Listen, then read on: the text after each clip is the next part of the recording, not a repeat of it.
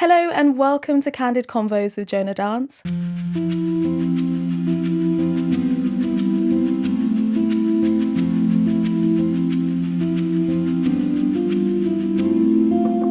My name is Monique Jonas. I'm the founder of Jona Dance and your host for today's episode. Here at Candid Convos, I have the wonderful pleasure of inviting lovely guests to join me in conversation about pretty much anything and everything contemporary dance and the wider dance industry here in the UK. I'm also super excited to share that we are now on Apple Podcast as well as YouTube if you prefer a video format, and also Spotify. So please continue to support Candid Convos by liking, commenting, subscribing and just engaging with our content in general. It allows us to bring more Candid Convos to you, and we are very excited to hopefully bring many, many more to you. So to get into today's episode, I have the absolutely wonderful soul, both inside and out, multi-talented Blue Makwana with me. Hello, my dear. How are you?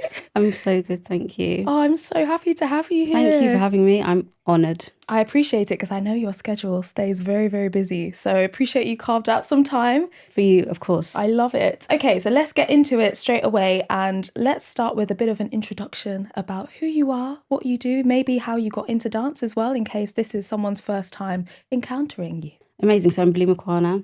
I'm a choreographer, movement director, rehearsal director and teacher. I got into dance because my mother, who you know, Yes. is an exceptional artist, and she took me to her dance classes when she was younger. And I used to just watch and, marvel at what she was doing. Yeah. I think it was watching her just be in love with movement that inspired my sister and I to come back and create dances. Yeah. So we used to do that. We have them on tape somewhere. Do you I actually? should dig those out. Yeah, we do. And they are so cute. They're so innocent and wholesome, those videos. And so we started making dances together from a very young age. My sister's obviously, has gone on to do such amazing things. She's exceptional. She has that thing you can't teach, Yeah. I'm just like in awe of her. So we just continued exploring that journey, but we weren't put into dance until, I would say, late. I was 12 when I started at the Centre for Advanced Training programme at the place. I was just going to ask, what was that first thing? So it was the CAT programme at the Yeah. place. Yeah. And what did you do on the CAT programme? So I was doing ballet, contemporary and creative. And that was a complete coincidence. I used to play piano and cello. Yeah. Wait, stop. I'm a cellist before dancer. No, stop. I can't play it now. Oh my goodness. I was Yeah. about to ask you, why didn't you bring the cello? No, can't play it now. Wow. Do you know what? That is one of the things that I regret, is giving the piano and cello up. And I'm so grateful to my mum that she she encouraged me actually to play those instruments when I was younger. It just enforced that discipline for me. So I was playing piano and cello. One of my piano teachers, their son was on the CAT programme, and they just randomly got into conversation with my mum. And then, we found out about it, and then I went, and the rest is history, really. And how long did you spend on the CAT programme? I was there from 2009 till 2016. Oh, wow. Yeah. That was a long time. Yeah. Oh, my goodness. Yeah. Are you still in touch with any of the people that you were on CAT with? Or because I know teaching on CAT now, you see it feels like a really nice community of people you see once a week or maybe twice a week, depending on whatever the program looks like. Were you able to stay in touch with anyone or see what they're up to in the industry maybe? Yeah, there are people from CAT that I will be friends with for the rest of my life. Oh, I love that. That's something that's so dear to my heart. There are actually so many of us. We're all on a group chat. We hardly ever message in it. Oh, no way. But we always know that we can. It's so amazing to have that community there. And to just have those people in your life that you grew up with.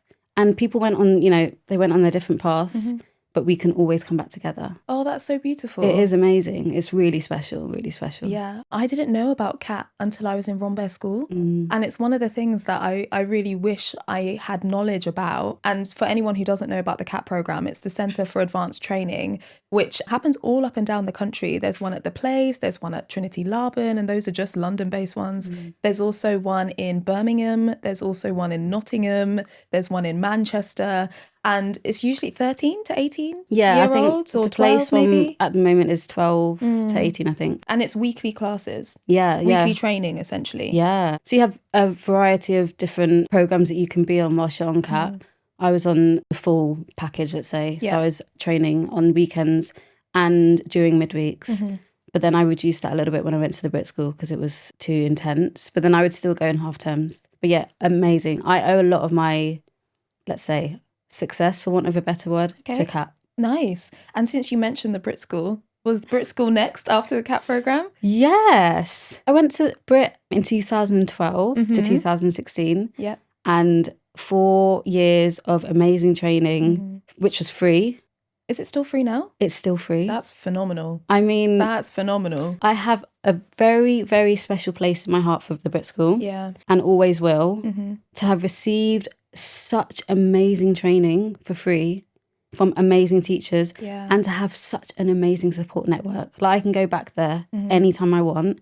They welcome me with open arms. Oh, I love that. I want to give back to places that have given me so much. That's amazing. Yeah. I guess because you teach and do a variety of things, you're very multifaceted. I'm going to keep saying it. Very multifaceted. You got it to get paid. I mean, we're going to get into it. We're going to get into it. Are you able to teach at the Brit School or on any of the CAT programs, or is that something that you would like to do? I've been doing that, which has been amazing. Yeah, I've been so grateful. They've always invited me back to teach, to deliver intensives, to create pieces as well, and to be on the audition panel. So I've pretty much done everything.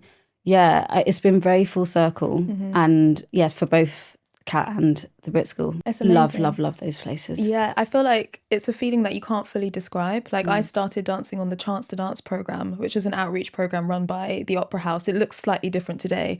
That was way back when. And like, now I'm staff or a guest artist on Chance to Dance. And there's something that, I don't know, I can't explain like what it does when you come back and you see these young people and you remember like, that was actually me. Yeah. You know, and like to be back now and they're like, oh, we got to see you perform, or we got to see you do this. And you're just like, wow. It's amazing. It really is. Well, they're so lucky to have you. I mean, I'm excited to be there with them. Like, point your toes. Oh my gosh. Do you have footage of like the early days? I have footage. I was an absolute wreck. No, stop. I don't believe that for 1 second. I was like, my core was everywhere.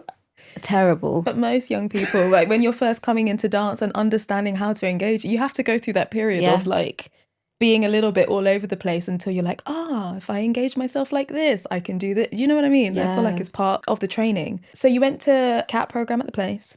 You then went to Brit School and had a wonderful time there. Beyond Brit, what happened next for you? Do you know what? During that time, I actually had a couple of other things that were really integral, with my development journey. And I was in National Youth Dance Company for a year. No way. Yeah. Oh my gosh. Yeah, 2015 to 2016. So my last year of Brit. So actually my last year of Brit was crazy. I was doing that and I had a trip to India. What were you doing in India? Oh my I will never forget this trip. I remember it every day. I went to India with a group of selected students from the Brit School. Wow. Yeah, we had to audition or interview. So yeah, there was a process to go through. But we created a show and we went to India and performed it. It was in front of the biggest audience I've ever performed in front of. I think like 3,000 people at least minimum. Yeah. And we volunteered at an orphanage, Baby Sarah Orphanage, which was just so special. And yeah, I'm really grateful to the Brit School for giving me that opportunity. Phenomenal. Yeah, it was amazing. How long were you in India for? I think for 10 days. Wow, that's good. It was a meaty time and we got to see so much. We were staying at this amazing guest house, Mama Rani, she was called. It was just, really special. Meeting the children that were at the orphanage was just so important for our time there. So, that is a connection that I'd love to reestablish at some point. Yeah. But that was amazing. So I had that trip. And then, National Youth Dance Company was also happening. And I was also in Quicksilver, which was the Rombay Youth Dance Company. Wow. How did you have time in a week to be doing all of this? I have no idea. Got you. But you make it work. You make it work. And also, I feel like when I was training at the Brit School and when I went to go and train full-time after, I always knew that I wanted to do more than what was, in the organisation I was in. I didn't just want to stay in the bubble. Yeah. For me, I just feel like that is not smart. And I'm always trying to think of the bigger picture, but also trying, diversify my skill set and meet new people. Wow, so you've been diversifying your skill set from young. No wonder why. I've been trying because I like nice things. Yeah. And so you should. Yeah, exactly. Right. And so we you should. should. I Yeah. think that often as artists, we're not encouraged to, you know, aspire to have a nice, like, lavish, luxurious lifestyle. I have a concern around that. There's so much about the struggling artist narrative. So people are just like, yeah, or I hear people say that they're broke and things like this. And sometimes I'm like, I don't claim that over my life. I'm like, I'm sorry, actually. I was just like, I can't say that for me. And it's not about looking down on or anything, but it's just about working for and understanding that there is an alternative narrative to the struggling artist one, which I think dancers get a lot. Like, I don't know about you, but sometimes when you tell people, oh, I'm a dancer, and you don't specify some of the things that you do, they're like, oh. Yeah. You know? Exactly. I was talking to a donor once of a really big ballet company. He's a donor to a ballet company, but he was like, oh, how do you make money? Yeah, I've had this question. Yeah, meanwhile, he's donating to, you know, a company that holds ballet dancers who probably aren't being paid enough. But I was like, you know, well, I don't just rely on dance. I rely on, you know, other areas of my skill set to generate income. I had this conversation with Rory. Yeah. Over text. I think we were in China and we were just like talking about the industry. And I was like, you know, beans on toast is cute, but avocado on sourdough bread is cuter. Oh, I love that. You need to put that on a t-shirt. It is on a t-shirt. No, stop. Yeah, I've got it on a t-shirt. No, stop. Yeah. You need to start selling them. Like immediately. That's the plan. Avocado on sourdough. That's the plan. Just trying to find a printing company. Oh, I hear it. Yeah. I hear it. No, but it's true. I think we can strive for more. And I guess we will get into this a little bit when we start talking about rates of pay, how to price yourself as a freelancer, especially a contemporary dancer. It feels a very specific niche. But we are being asked to be on set, to be acting now, to be extras, to be on stage, to be all different types of things. And we don't necessarily have a framework to rely on about how to price ourselves, but we will get into that in just a minute. I still would love to hear a little bit more about your journey beyond Brit and beyond this Quicksilver, NYDC, all of the above, which is phenomenal. Amazing that you were able to get that experience and access at that age as well. Very, very grateful. Very grateful. And it's paid off. I mean, yeah. I use it. Yeah, I really have used everything and like squeezed as much as I can out of any training opportunity. Yeah. And that's what I'm trying to encourage students now to do, because I see some people not really, you know, engaging as much as they could be. And you know, I'm just saying to them, this will end, you know. Like the schooling, the training. Yeah, take everything that you can, because also it's so expensive. It is. I cannot believe how expensive it is to go and get your degree. Yeah. That's if you choose to go down that route. Yeah. Obviously, there are other routes. Even if you're just going to class, you know. So many people going down the commercial route who are training in the studios and are doing exceptionally well. But class is expensive. Yeah. Class is like what, minimum 12 to £15 per class? Yeah, and that's not including travel. It's not including travel. Yeah. And it's not realistic if you're wanting to like train to just do one class a week. People will probably want to do more than that. So that does start to add up. For your degree, where did you go? I went to London Contemporary Dance School and I was on the old course there, which was, great. I had a really wonderful experience with the faculty at the time. Amazing teachers. Yeah. I was very lucky to receive some like great training. I've taken everything I can. I had some legends. Yeah. I would say. Oh, teaching? Yeah. Who would you consider a legend? Jeannie Steele. Oh, yeah, absolutely. Kate Price. Raymond Chai. Oh my gosh, yeah. Iconic. You know. Absolutely. I'm really gutted actually that I didn't get to do Flying Low. I was supposed to be with Layla McMillan. Oh yeah, who's amazing. She is, yeah. She ended up being my dissertation tutor. Nice. So I'm like really glad that I got to experience her in that context. But I couldn't do Flying Low at the time because of an injury. Yeah. So in my second year, I joined the third years. Oh, did you? Yeah. Oh, so I just had double Cunningham with Jeannie. Oh, nice. Which was like, great. Yeah. I mean, I love Jeannie's class. Love Jeannie's class. And her energy. Yes. In particular, her energy, right? Having those teachers has been really important for me as a teacher. You know, seeing how people navigate the room, how they conduct themselves. It's important. How they show up. Yes. It's a lot because, you know, when you're holding a space, that's a responsibility. Exactly. That I take seriously. Me too. And well, I know we were on the same page in regards to teaching actually, because I think sometimes people just think, oh, we go in, we teach steps and we leave. But there's so much more to it. it's observing and noticing, not when someone's energy's off, but you can read someone and you can see, okay, maybe there's something happening here. Could be an injury, could be something external to that. Okay, this person is fine. What are they finding difficult about this exercise? How can I add information for this person? How can I support this person, etc.? When you yourself have had a bad day, how do I manage myself so that this doesn't get transferred onto the other people in the room? I mean, it's so much more than just 5, 6, 7, 8. It is. It is. And this is why I'm becoming very specific about where I teach. Yes. I just don't want to, have a slapdash class that has choreography that's exciting. Yeah, it's great to have moments, for that. But the training still needs to be there. Absolutely. Which is why I'm teaching less. Oh, I see. Yeah. I see. And do you feel happier with not necessarily the fact that you're teaching less, but with the fact that you're able to pour a little bit more quality into what you're wanting to do because you're in spaces that you're intentionally wanting to be in? Yeah, exactly. I feel very grateful and blessed that I'm in the position to be selective. Mm-hmm. And that's because I've been teaching for a decade. So I've, really had time to do all the crazy hustle of teaching. Yes. And I still do it, don't get me wrong. Mm-hmm. Like I'll probably be teaching 20 classes in like a couple of weeks. But I don't do that as much anymore. Okay. I was doing that for a long time. Yeah. It caught up on my body. Of course. I'm not one of those teachers. I think I need to become one of those teachers though, because it's a lot on my body. Or just... Well...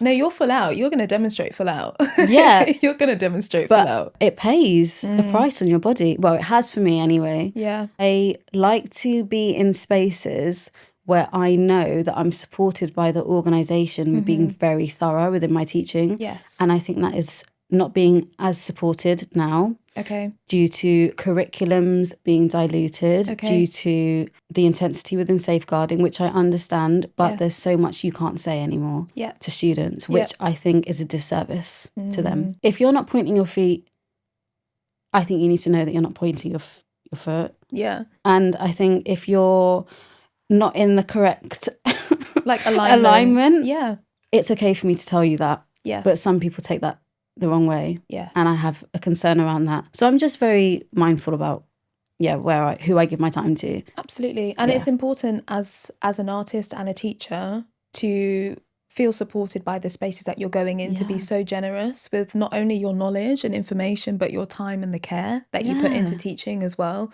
We need to be supported by these organizations because for the most part, I don't know about you, but like I come in as a guest for a period of time, not necessarily there all year round. And there's only so much you can do as a guest because you exist under an umbrella of the institution. You in part represent that organization. So ensuring that it aligns with what is important for you makes a lot of sense. And I think is very important, Absolutely. And just keeping hold of that integrity.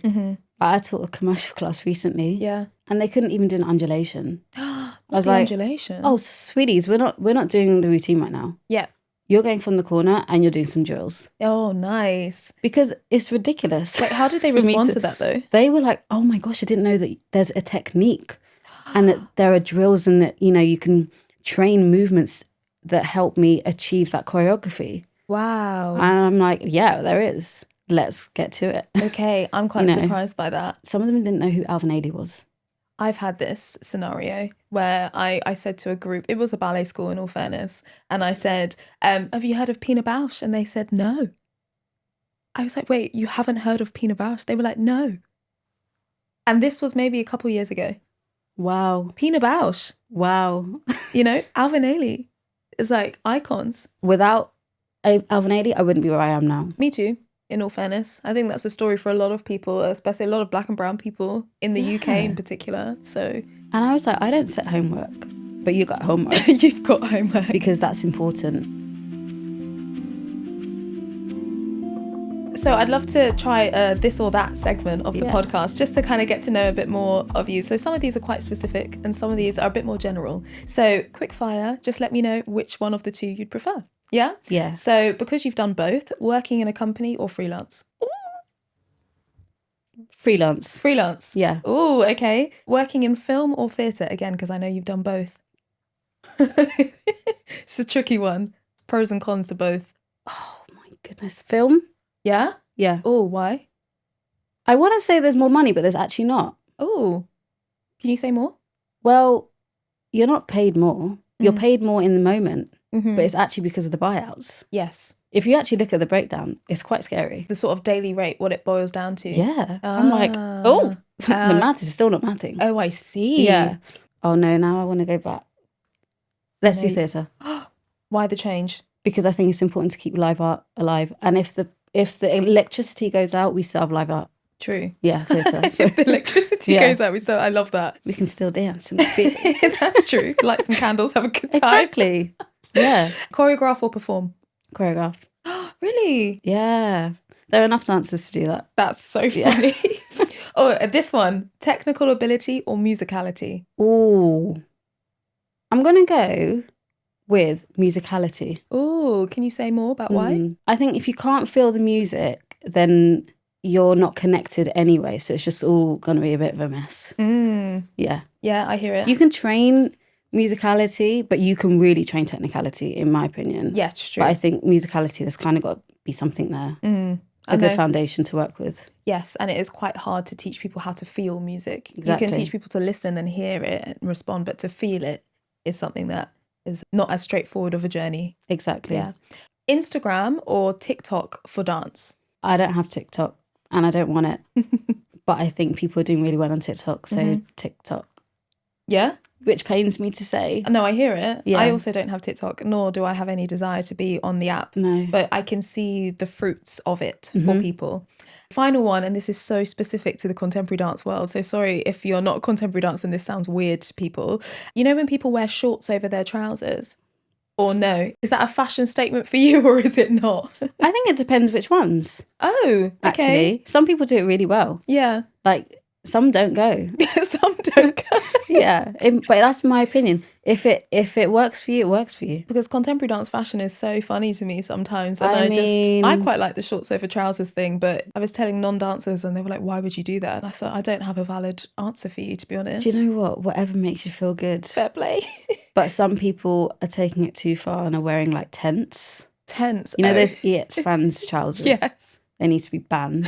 I've literally just sent a costume briefing to somewhere and I said they are banned. They're banned. Yeah. Because they're like super wide leg. Oh my gosh, you're trying to hide things as well, but I can see, I've got X-ray vision. Not X-ray I can see you're not straightening your leg.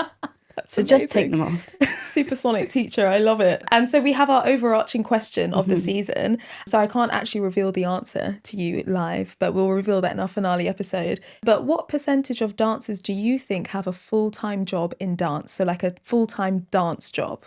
Which percentage of the industry do you think? A full-time dance job, as in they are only dancing for their income. Yes. Which doesn't include things like teaching. No. Oh. So like full-time salaried. I think it's very low. Okay. And I think it's probably around like 25%. Oh, interesting. Okay, cool. I'll reveal to you off camera what the actual percentage is. I think it's useful for us, especially those graduating now, to understand the difference between a full-time salaried position and what that does look like in the industry. Yeah. And also the reality for many, which is freelancing now with the shift in companies, etc., and everything becoming a lot more project-based. Sometimes you can leave school thinking, oh, I need to get this. And then you're met with the reality of freelancing and it can maybe alter how people feel about how they're doing in the industry. Yeah, it's tough. It is. I was at Move It last week. Tell me how that was, because Move It is quite intense. It's overwhelming. My gosh, it's so intense. Yeah. It's like so overstimulating. But I think it's also amazing that there's something supporting dance, like to have that convention every year where dance is just being celebrated and people are just obsessed with it. I'm like, wow, that's beautiful. So I don't want it to end. But I was like, wow, get me out of here. But I was just seeing all of these performances, you know, they're like 5-minute performances happening in one company, then another one. Yeah. And I'm like, where are all of these people going? Where are they getting hired? This is a valid question. And then I said that to someone that I know and she said, they're not. And I was like, oh my gosh.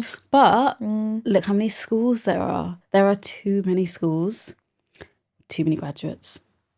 In my opinion. So I think, it's really tough. I actually think 25% is I probably quite high. Oh, do you think? Yeah. Okay. I have to not give anything away. I'm really curious. it's quite eye-opening, and I think is important for us to be aware of as an industry and like the direction that we're moving in. And I've heard that question a lot from people in regards to there are loads of graduates. Where are they going? So, you know, I'm like, there's just not enough jobs. Yeah. And that it's coming down to funding, classic thing for a lot of places. Changes in Arts Council funding, especially from like moving outside of London, which is great to like fund things around the country, but it has had an impact on the kind of hustle and bustle of what's happening in London. How can we help people build longevity in the career that they're passionate about and have invested in and trained in within the current climate, you know? Yeah. Which I think is actually a very good transition to get into our main topic of the episode. How do we price ourselves as freelancers in this industry? And I'm sure you've had many a message, a DM or something where someone's like, hey, I have this music video. We're looking for 2 dancers. What's your rate? And I'm aware maybe it's changed, but when I was at school, we had no conversations about how to price yourself and what the appropriate rates were per project. So I wanted to talk about it on Candid Convos and see if we can like bring to light, because also you're someone who's very, very savvy on rates and also standing up for yourself in terms of pricing yourself well, in my opinion. You may feel differently, but I think so. I appreciate that. On the jobs we've worked together, I'm like, yeah, Blue knows what she's talking about. I don't know about that. You definitely do. You definitely do. So I wanted to kind of break it down a little bit and speak as a dancer first, and we can look at what it's like as a choreographer and what it's like in the commercial world, because there's differences between that. What do you think the average weekly salary is for a dancer? And we're looking at theatre work at this, just to kind of put it in a bit of a container. What do you think it is? And then I'm going to ask you, what do you think it should be? Wow. Okay, so what I think is, I'm going to go with the kind of minimums that get thrown about. Yeah. But it's around, I don't know what the recent ones were because I've kind of stepped away from dancing as much. Yeah. It's so embarrassingly low, but it's around, the minimums are around like 515.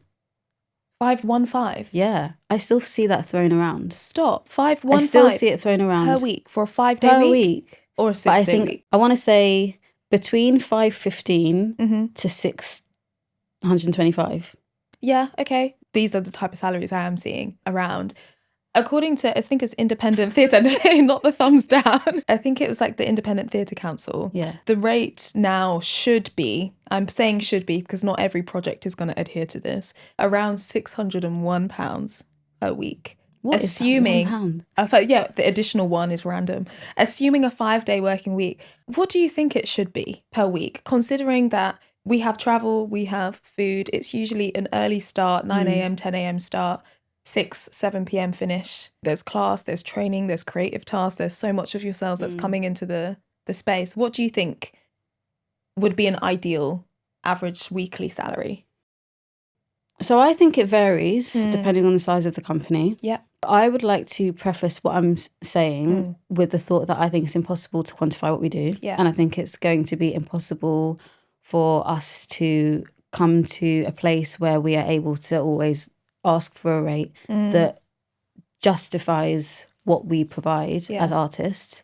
And I think that if you're working for someone who's, you know, very early within their career, not even necessarily within their career, but if you're working with a company that isn't like an MPO, then there will be a little bit more leeway for me personally, within reason. But then some of the biggest companies are paying the worst. Yeah. And it just doesn't make sense to me. So I think in terms of what we should be getting paid, I like to work with a kind of benchmark between 175 to 200 a day. Yeah. That's what I like to kind of work with. Yeah. No, I think this is really helpful. As a dancer. Yeah. I think this is really helpful because imagine you're fresh out of school and someone asks you, what's your day rate? Like, what are you supposed to kind of quantify to say, okay, this is what this is. Again, according to the same study that I was looking at, if you're working 3 days or less, they stress that these are minimums and that they advise that you go above this. They said around 133 per day. And if you're working 4 to 6 days, you should be paid at a full weekly rate. So I do know that there are many projects that are like 4 days that are definitely not paid at a full weekly rate for something along those lines. But I guess my question is, if someone was to DM you now as a dancer and say, oh, I need you for this week-long thing, and it's an R&D, for example, it's quite common at the moment, what sort of things do you think people should consider when putting forward a rate? You know? Yes. Like hours per day, what's the travel? Do you know what I mean? Like what sort of things? I think it's important to consider the fees that are out there at the moment. The reason why I say consider those fees is because I think it's useful to use those as a benchmark when proposing a fee. Yes. So it's just not sort of being Random. picked from thin air. Yeah. Because I do get asked that question sometimes. I will send through like a document saying this is what I want you to think of. And they'll be like, where did you get that from? And I'll say, this is where I got this from these companies. Yes. So I think it's important to consider those fees already out there, consider the amount of hours that you're working. I think also like the content of what you're being asked to do. I was just about to say, like, are you having to, like if there's, I don't ever do this, but if there's like a nudity clause in there, like, everything like that needs to be considered. Absolutely. But I feel like some production teams are quite sly with either not mentioning that straight away or just kind of riding on the fact that especially younger dancers won't know that there's certain things that you should be paid more for. For example, or even something as simple as like if you use one of your own items on set for a music video, you can charge them to use it per item. And there are, there's rules and regulations about what that needs to be. But I didn't learn that until 4 or 5 years. Have you ever charged someone? Yes. Yeah, I haven't. Yeah, no, I have. I could have done, but I haven't. Yeah, I have, because the production company were quite frankly asking me to do way more than they initially brought me on. Yeah. And then I ended up having to do a lot of costumes. So I said, okay, but I'm going to have to charge you for these items. And I just added it to my invoice. Yeah. I didn't really say too much else about it. See, there have been times where I could have charged, but I literally was on a night shoot for like 2 hours. I was like, do you know what? I'll let you off. Yeah, I'll let you and off. that's a perfect example of me, having a little bit of leeway. Yeah. Because what I will say is I pick my battles. Yes. If I'm challenging something, then that's when people should probably think, oh, I've probably gone a bit too far here. Right. If I'm challenging it. Because as I've gotten older, I like to pick my battles. Yeah. And if I can sort of just let something slide, then I will. Because I don't think I've got the privilege to be challenging something all the time. No, it is very real. We know that there's racial privilege that's at play, not just in our industry, in the wider context. We live in the West. Yep. We're both women of colour living in the West. It's a very real reality. And we have to consider which battles feel important for us. And I think also this can be hard when you're fresh out of school. One thing about me is I'm very willing to say no to a job, and I'm very willing to lose work, even if I don't have something else lined up. And I know that can feel scary in a freelance context. But it's what you're saying about integrity of work that you're doing, and understanding that we're respected or feel respected in the spaces that we're walking into as well. So I completely hear what you mean about pick your battle. Some things don't require, I need to challenge everything. No. What feels important here? Okay, cool. Do I feel severely underpaid? Yeah. Or what I have started to do, if I have accepted a project that I really believe in, which is below what I would personally charge as a day rate for something, let's say a music video for context, and they're saying, oh, I have £150 for the day, and it's a full day thing. For me, I'm like, that is unacceptable for what you're asking me to do. But I understand that this is a small independent project. I really believe in your vision. I'm willing to do this. Oftentimes when I say my rate and they say, oh, this is too high, what we have is this, then I'd say, okay, thank you for your transparency. Typically, I wouldn't accept work for this rate because this is not my fee. But I believe in your project and I'm willing to work for a discount, which would encompass your rate. So it lets them know that actually the rate that I would expect is higher than this, or what I'm personally charging is higher than this. And what I'm charging is not outside, it's not nothing crazy. You know, it's still in line with what people are saying as an expected day rate, but it doesn't mean you can't make exceptions for those projects that you feel are important. But it's also just so we know that that's a choice we're making and not what we accept as industry standard if it's far below what even Equity or these other places are saying are minimums, you know? Something to also consider is the company that you're working for. Yes. And any sort of names that are being like dropped into the messaging, whether that's like a music artist or whether it's a tour, all of those things are also, important to consider. And I say that because I've had many emails and DMs with very, bold requests. Okay. And I've just been shocked at what they've been asking of me. There've been some like really exciting opportunities, and I've seen it's for this brand that is like a multi-million-dollar company. And I'm like, you're offering that? Yeah. And I've literally just had to send like a whole big paragraph saying no, and this is why. So yeah, that also helps to sort of, like you were saying, just kind of assess where you can sort of pitch something. And I know there's a big difference between as a dancer versus like a choreographer. So I wanted to say, like, how would you go about pricing yourself as a choreographer? Because you are that choreographer extraordinaire, works on saddle as wells. You know? Well, it's tricky. I know. It's still really, really tough. Again, there are also guidelines that can be sort of referred to. Yeah. I've been referring to, I think it's the Artists Union. Okay. Yeah, I think it's the Artists Union. Their branding is blue and yellow. That's all I can remember. Okay, yeah. I tend to look at their Instagram quite a lot, and they have some interesting rates that I sort of match up with. Yeah. Yeah. Or use as a guideline. That's very useful. It is really useful because I think in the dance industry, we significantly undersell ourselves. Yes. So I'm looking at other arts industries or fields, and I'm going, well, what do they charge? Yeah. Because actually they provide a service that is, of similar scale to us. So I'm like, well, I can use that as a guideline. Are there any particular like artistic fields that you tend to gravitate towards as for that comparison? Like, because I know like the musicians, for example, have like a stronger union set up that protect their rights. Yeah. Far more consistently is maybe the word I'd use than in the case of dancers, because there's so much grey space for us. I think I'm looking at a visual arts one. Oh, nice. Yeah. The musicians union is tight. Yes. And I love that for them. I know. And I wish we had that same level, right? Same level. And, there are a lot of conversations all the time about the union situation within dance. I think it's a bit deeper than what some people make it out to be. I don't think it's as easy as us all signing up to Equity, in my opinion. Yeah. That's just been my experience. And I think that there's more to be done about that. Definitely. I don't know what that is. Yeah. I really don't know what that is. And I'm not claiming to know that this will work or this won't work. Yes. I feel like we're at the bottom a lot. We are. We're the last in conversations. We're last to be brought on projects. Do you know what I mean? Yeah. Always like a week, a couple of days. Hey, we need you for a shoot on Saturday, and it's the Thursday. Night before. Yeah. I'm like, what's going on? Yeah. You didn't know that you needed us? Before that, but they did. You did. But then I guess there's always an abundance of dancers, so someone will always be available. So we find ourselves in this kind of like loop of things, no? And people will always take the job for the really bad pay. There'll be someone lining up behind me. And you know what? I'm like, fine, take it.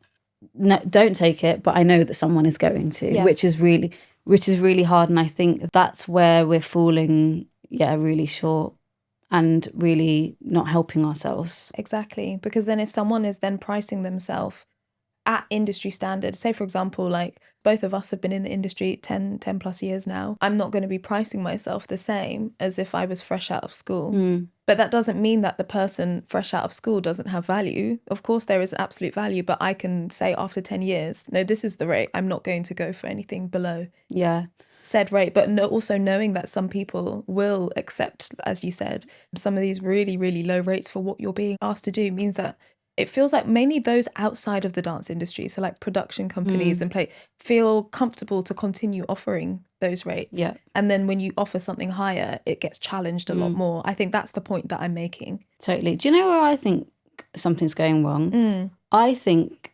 dancers aren't being encouraged or educated on this during their training. Yeah. The amount of conversations that I have just like on the whim with students about random things, and they're like, oh my gosh, we didn't know that. Yeah. And I'm like, who's not telling you about this stuff? You spend like thousands on this education, and you're not having just basic conversations on, you know, how to read a contract, things to look out for, or where to go and, you know, assess, oh, is this rate really bad? There was a music video that got a call out this week. Oh yeah? Yeah, with a really reputable agency. Okay. And someone I know, I think they were offered it, and the pay was like £12 an hour. And, you know, I just really respected her, because she fully replied, and she was like, nope, sorry, I won't be taking this job because this does not reflect the amount of work that I will be doing, Yeah. And I was like, yeah, exactly. That's what should be happening. Absolutely. But someone's going to take it, obviously. Of course. Yeah. The fact that many students don't even know that that should be thought about is quite scary. Yeah. So I think schools, the amount of money schools get and the amount of responsibility you have, I think it's the least you can do. And even if that means inviting more artists in to share this with them, I think that a lot of the people on the faculty probably have a different experience. Yeah. Like they were working in a different time maybe. Because when I talked to my mum about the rates that they were getting back then, they're not much different to now. I did hear this, actually. I think it was a social media post where they were comparing like dancer salary rates from, it was 2005. Oh. I know. And in 2026, they were looking very, very similar. Similar, but back then, they were, I remember my mum was obviously, you know, doing really well, and she was in musicals, but they were cushy. Yeah. Yeah. People are not cushy now when they're doing a musical. Well, it depends on what musical. Depends on the musical and the role. And the role and like how many seats obviously in the theatre, because that changes things. Yeah. But, you know, a lot of people out here, I very rarely see one person in one job and being really comfortable. Yes. And like, you know. Yeah. Feeling secure and not like they have to do more jobs just to, you know, just give themselves a bit more of a safety net, or to, you know, have some extra change to play with. Yeah. And I think that's very concerning. It's tricky because we're in such a like passion-led industry with what we do. But I think sometimes we have to remember that we are also a business when it comes to pricing yourself. And sometimes to have the courage, of course, like reading the guidelines of what people are saying are acceptable and what you've experienced if you're already in the industry, to be able to price yourself and be like, no, this is the day rate for a music video. I recently had someone ask me, they're an upcoming choreographer, and someone approached them to do a choreographic commission abroad and was just like, what's your rate? And they realized they had no reference.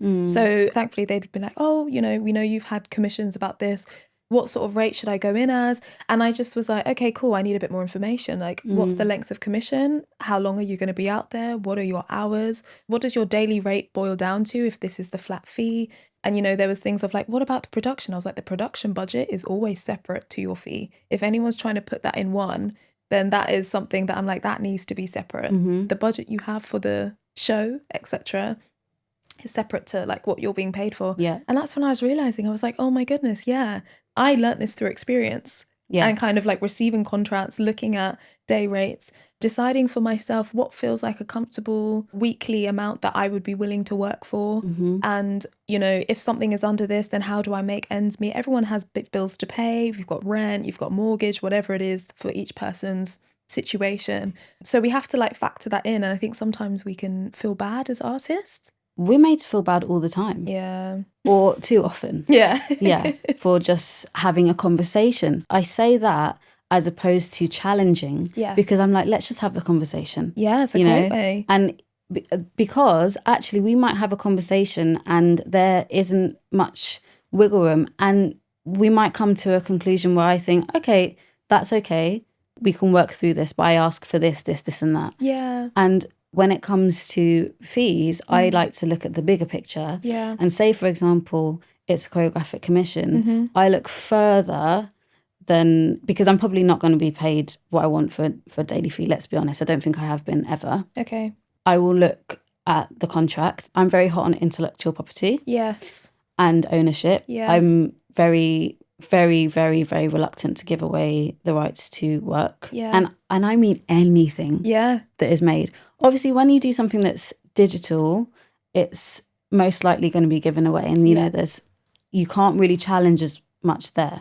So I think, again, picking your battles. Yeah. But if you already aren't being paid, you know, a really decent salary, don't give away the intellectual property to your work. And be really, really stringent with those clauses. I will take ages to go through a contract, and I do not care, because I'm not giving away my property. And this is something that I really, really respect Ryan Coogler for. I just watched Sinners and I'm like, wow, he's going to own that. Yeah. That is amazing. Yeah. I was watching Shaka Khan musical the other day. Nice. And I think she said something along the lines of, own your masters or your master will own you, something like that. Yeah. And I was like, yeah, it makes sense. If there's something that you can get from a project and it's not like a massive remunerative reward, and at least own the material that you're creating. Especially with choreographic commissions, really look out for that in your contract about like who owns the IP and then licensing rights for how many years, etc. And just make sure it's something that you feel comfortable engaging in, rather than something you find out later down the line and then you can't do anything because you're contractually obligated to kind of abide by some things. So I want to kind of just get a bit more frank about the commercial world, just briefly, because I know there's a lot of contemporary dancers in particular that are now experiencing the commercial world for the first time. And ultimately, most of us are trained for theatre.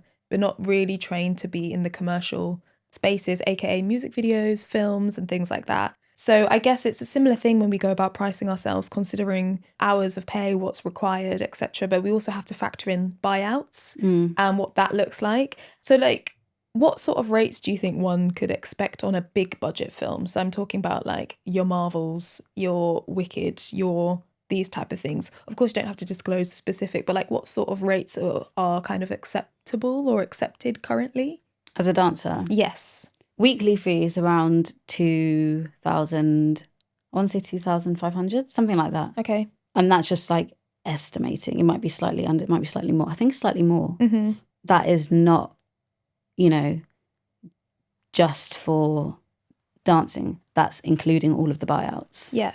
That's what I've experienced anyway. The first time I did the Marvels, I was like, oh, these fees feel like really good for what it is that we're doing. And then it was one of those things, and I'm not saying that it wasn't good. It's like you said, when you start to break down how many hours 4 a.m. call times, whatever rap is happening, etc. But again, according to like the Independent Theatre Council, music videos, etc., they say between 350 to 800 per day. Yeah. Depending on the budget of the project, etc. I know dancers don't like speaking about money, but I did want to just drop some actual figures there for people to have, like, these are things that I found in my research. So go and do your own research and use the legit source, but not to just take this and say, Monique said 350 per day. And it will change. It will change and it will fluctuate. And I think it's just really important that we just factor in what is being asked of us and what is required of us so that we can start to kind of build careers that have longevity. Yeah. Because we understand how to be paid for the work that we're putting in. We're usually very generous in whichever space that we're in as performers, you know? Yeah. And we will continue to be, right? Yeah. And that's, look, we don't do this for the money. If we, let's be honest, we don't. And I think that's why some people, when I have the conversations or open those conversations, people are like, oh, wow, you're really on this money thing. And I'm like, actually, no, because if I was, I wouldn't be in the industry. Oh, yeah. Do you know what I mean? I hear you. Like, we all love this, which is why we're here and why we continue to do this. Yeah. We just want to make it a tiny bit better because we do get taken advantage of. Yeah.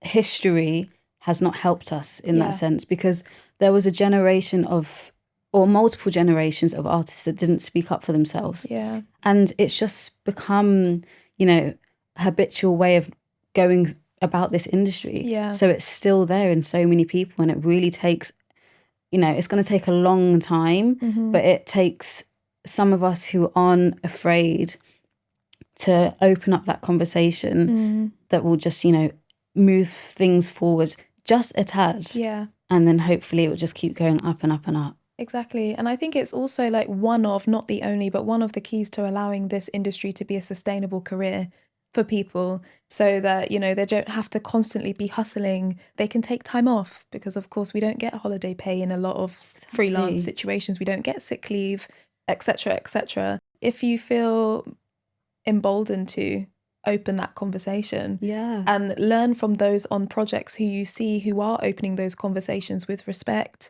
with dignity, with integrity, and then you learn how to have those conversations, which can sometimes feel uncomfortable and awkward depending on the situation that you're in. Exactly. Yeah. And like you said, being prepared to lose an opportunity if it means that something, you know, positive happens. Yeah. I opened a really important conversation once on a TV series, which I was asked to do. I'm not going to mention the TV series. It's really, really big. Okay.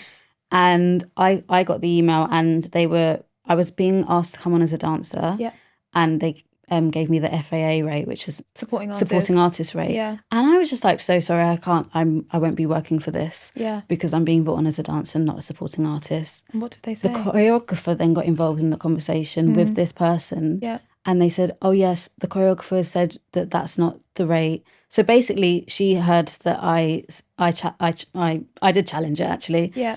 And yeah, she said, we'll be increasing the rate. This will be the rate moving forwards. And I was like, yay, wonderful. Yeah. And then they were like, oh, and actually we're going to release you. Yeah, but this is something that happens. It is something that happens. At least all of those dancers on that job got paid a dancer fee. Perfect. Because I opened up the conversation. Yeah, it just takes one person to do that. And I lost it. And you know what? It's fine. It segues on to this next section really well before we start to round up, about knowing your worth as a performer. And despite losing the job, you standing up and kind of challenging what this is meant that another group of dancers were able to be paid for what they did. And hopefully this will come to you in another opportunity and be paid forward. So my question to you is, like, how do you know your worth as an artist? I like to know that I am valued and respected as a person in a space. I think that's how I know my worth. Because we're bringing so much of ourselves, it's really generous what we do within this art form as a dancer, as a choreographer, as a space holder, as a teacher, yada, yada, yada. So I think just knowing that you're heard and that you're appreciated and not being taken advantage of, I think is a nice place to start. I think it's a really long journey to sort of figure out, you know, how you feel that you're valued. But for me, I think it's, feeling like I'm appreciated and can bring something to that space. Yeah. And also being seen as a human. It really is key, because like you said, we are more than what we do. Dance is what we do, or choreography or teaching. It's what we do. We're very passionate about it, but we are people first. I say this, I've probably said this on the podcast way too many times, but we are people first. And it's really important that we remember that. And remember that in not just regards to our pay, because that's what we've been speaking about, but like how our other values align with the spaces we're walking in. And we're in an industry where we face a lot of critique and a lot of rejection. So going where we feel valued, I think, is just like one little payback that we get to kind of fill our cups up a little bit. Absolutely. You know, I think that's a beautiful note to land on for this conversation, Blue. Thank you so much. Thank you. And thank you for creating this podcast. Honestly, it's been so inspiring, and it's so important for this industry to have like an amazing resource for artists to turn to, because this industry is tough. Yeah, it is. It's not for the weak. I think it's very possible to have a sustainable career in the arts, so long as you've like got your head screwed on and you're open to having conversations and, you know, trying new things. But I think having resources like this is so important. Thank you. And honestly, it's a big game changer for the industry. Oh, I appreciate that. Thank you. I appreciate the fact that you're doing this. Thank you. So yeah, thank you, because I know that you're helping a lot of people, and you're helping people not feel alone as well. Even people like myself, you know, being choreographer is very lonely. Yeah, it is. It is. I'm like, oh my goodness. We're holding a space. We're having all of these production conversations. We're being a costume designer. We're being a lighting designer. Yeah. We're being a music editor. By ourselves a lot of the time. It's very true. So it's just amazing to have such a great resource. So thank you. And thank you for having me. Of course, you've been an absolute superstar, and thank you for your transparency and openness. It's just, I think it will help encourage a lot of people in the industry to, kind of know what it is that they're working towards and working for, and reminding themselves of the person first as well. So so much love to you. Thank you so much. And a massive thank you to everyone who's tuned in to this episode. If there are any other topics that you would like for us to discuss, drop us an email on info@jonadance.com or send us a DM. We now have our own Instagram page, Candid Convos with Jona Dance. So interact, like, comment, subscribe, all of those good things. And until next time, we'll see you very soon. Thank you so much.